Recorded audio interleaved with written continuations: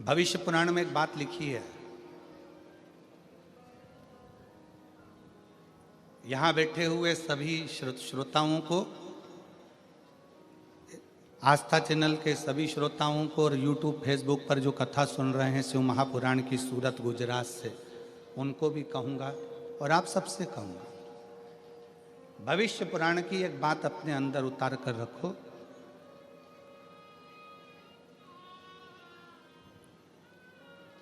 आपकी जब उम्र बढ़ती चली जाए, आपकी जब उम्र बढ़े तो आपके पहचान के जितने बुजुर्ग हैं ना, उनसे मिलना चालू करो। कारण आपकी उम्र बढ़ेगी और आप अपने घर के, परिवार के, मोहल्ले के, सोसाइटी के, नगर के बुजुर्गों से, जिनसे आप पहले मिलते रहे हो, उनसे मिलते रहोगे तो आप कभी, आपको ये नहीं लगेगा कि मैं बहुत उम्र में बुजुर्ग हो गया हूँ, बड़ा हो गया हूँ। बड़ों के पास बैठोगे तो ऐसा लगेगा अभी भी मैं इनका बच्चा हूँ, अभी भी मैं इनका छोटा बेटा हूँ। ये भविष्य पुराण कहती है। बड़ों के पास बैठने से हम बहुत बड़े नहीं होते, हम छोटे की छोटे ही रहते। पत्नी के पास बैठोगे तो वो कह देगी तुम्हारी उम्र इतनी हो गई, तुम्हारा बर्थडे ये वाला आ रहा है, तुम्हारा वो जन्मदिन ये वाला आ रहा है। पति के पास बैठोगी तो कह देगा कि तुम्हारा जन्मदिन ये वाला आ रहा है। बहन के पास बैठोगे तो बहन कह देगी तुम्हारा जन्मदिन ये आ रहा है। भाई के पास बैठोगे तो कह देंगे तुम्हारा जन्मदिन ये आ रहा है। पर किसी घर के बुजुर्ग के पास बैठोगे, अपने माता पिता के पास, अपने काका काकी के पास, अपने बुआ फूफा के पास, अपने मामा मामी के पास, अपने नाना नानी के पास, अपने दादा दादी के पास, अपने मोहल्ले में रहने वाले किसी बुजुर्ग के पास बैठोगे तो वो तुरंत कह देगा मुझे तो नहीं लगता कि इतने साल का हो गया, तो मेरा वही छोटा सा बबुआ है, तू मेरा भी छोटा सा बेटा है। उसकी निगाह में आप छोटे की छोटे ही, उसकी निगाह में आप छोटे की छोटे ही।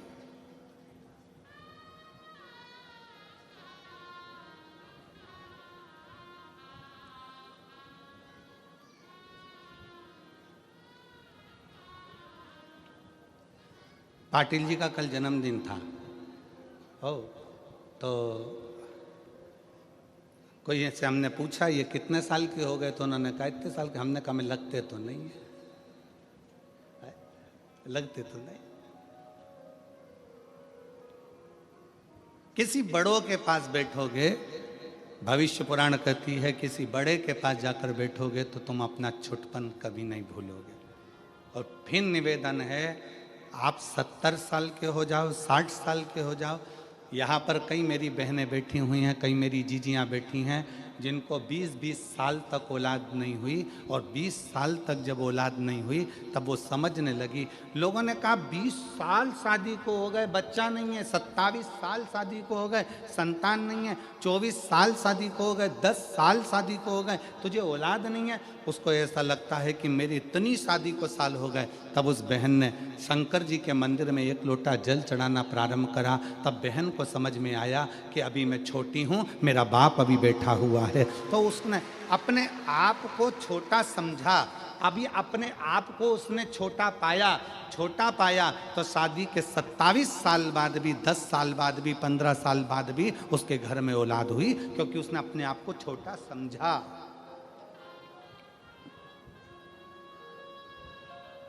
बड़ी बहू और छोटी बहू, इसमें दोनों में सबसे ज्यादा सुखी कौन सी रहती है? बोलो री जीजियों, बड़ी बहू ज्यादा सुखी है कि छोटी? सबसे ज्यादा सुखी होती है छोटी। क्यों? बड़ी के हाथ से थोड़ी सी भी काम बिगड़ जाए ना तो सास चिल्ला के दौड़ती है, तुझ में तो अकल थी, तू तो बड़ी थी, तू तो समझदार थी। और छोटी के हाथ से अगर कोई काम बिगड़ जाए तो सास कह तो छोटी है रे, अब भी आई है, अभी आई, उसको क्या मालूम, वो तो छोटी है, उसको इतनी अकल थोड़ी ना। तू तो समझदार थी ना, तू तो श्रेष्ठ थी ना। घर को लेकर चलने का किसको कहा जाता है?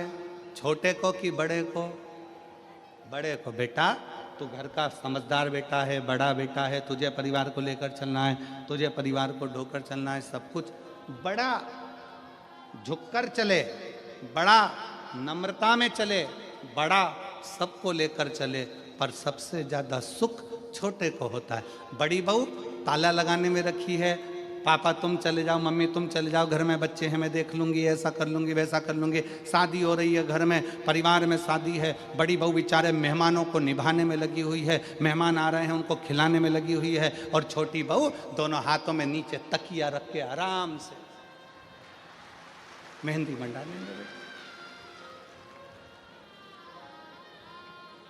अब किसी ने सास से कहा, वो तुम्हारी छोटी बहू को देखो जरा मेहंदी मंडवा रही है, और वो बड़ी बेचारी इतना काम कर रही है, तो इतने में सास ने भी कह दिया, पल्लू में सास ने पल्लू लेकर, उसमें तो अक्ल नहीं है, अक्ल नहीं। अब घर में इतना शादी मादी पड़ी, उसको मेहंदी मंडवाने की क्या जरूरत थी? पर छोटी में अक्ल नहीं। मेरी बड़ी वो देखो, वो ताला लगा रही है, वो मामा जी को खाना खिला रही, फूफा जी को खाना खिला रही, बुआ जी को खाना खिला रही, और छोटी अक्ल नहीं। और बड़ी बहू को तैयार होने की फुर्सत नहीं, और छोटी पार्लर में 2 घंटे से गई है, 2 घंटे से वो मुंडा ऊपर करके कजन क्या पोत पोता के 2 ककड़ी का टुकड़ा रख के बैठी 2 घंटे।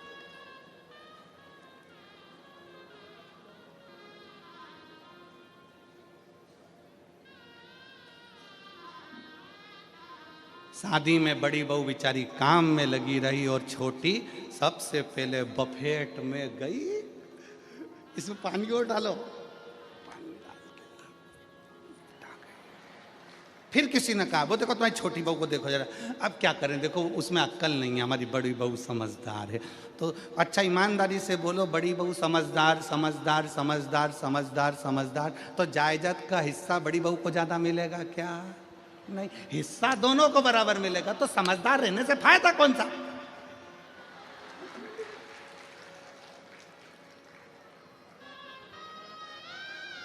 फिर लाभ कौन सा है? शिव पुराण कह रही है, बड़े मत बनो।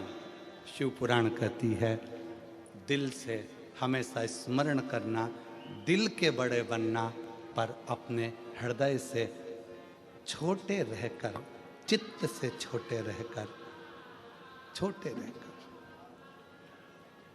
अपने माता पिता के चरणों के दास रहकर,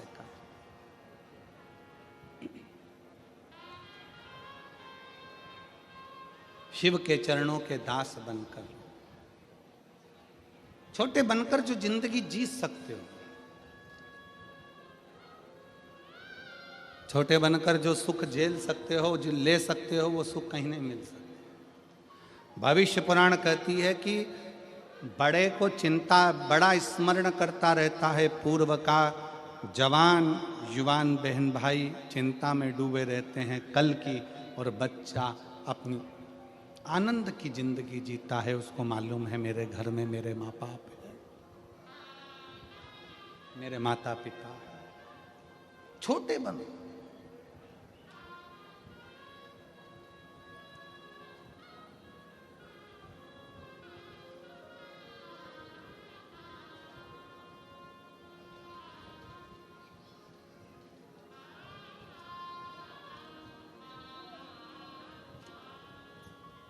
और जितने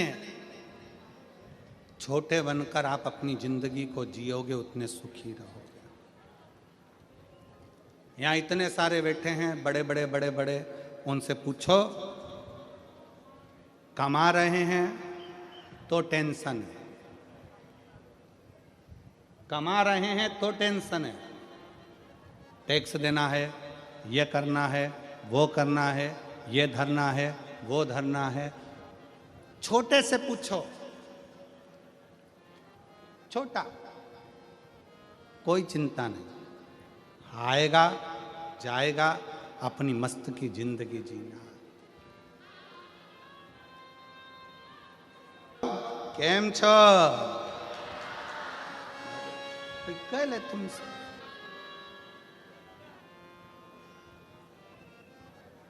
हम कभी ये बोले कि हम मजा में नहीं हैं?